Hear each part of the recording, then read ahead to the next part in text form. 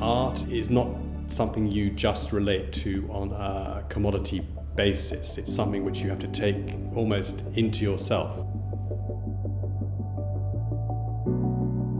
The element of intuition and the element of decision is very, very much related to your feeling for the object as much as your analytical response to prices and everything else.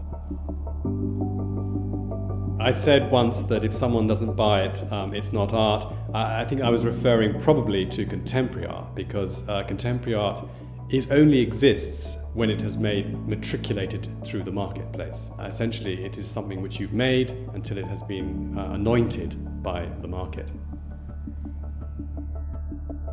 The model has been refined and first developed by the French dealers in the late 19th century with the demise of the Salon.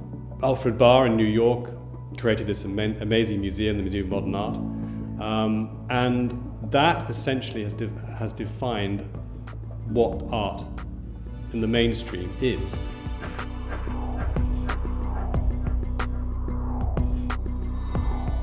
Now that model is now under tremendous, I wouldn't say attack, but certainly it's been questioned by new art from emerging markets, which is coming from a completely different standpoint, and where I think tradition and the past is much more significant than it has been to date. There's a great reverence and attachment to the past, not only to art, but also in the ways of behaving, the ways of living, the broader culture. And that's, I think, very, very key, from ceremony to everything, really. And I think that's something which we have lost to some extent in the West with industrialization.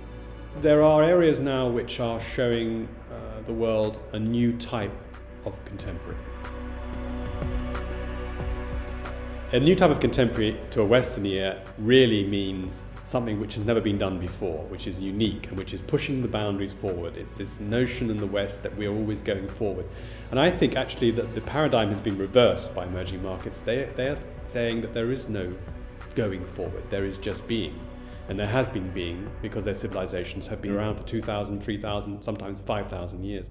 And so there's a staticism to the contemporary. It doesn't have to be a moving, linear development. And that's the difference. And that's in direct opposition to modernism, which is all about linearity.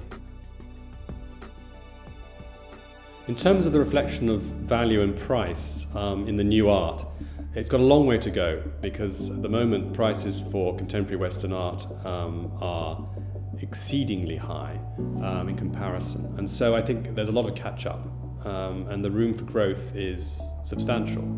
I mean, if a painting by Gerhard Richter can fetch upward of $20 million, an equivalent by an artist, say, like Fahad Moshiri, at 1.5 million maybe, shows you the level of growth there can still be in that market. The art market changes very, very quickly, and for reasons sometimes which don't seem apparent. But if you have a sound grounding in the things which move markets, you're able to reach a judgment based on solid foundations. And that's something which I think a lot of fund managers and investors, pure and simple in the art market, fail to realize, is that art is a consumer good, a potential investment, but essentially it is a passion good, and that's what we try to convey to our students, the sense that art is a passion investment.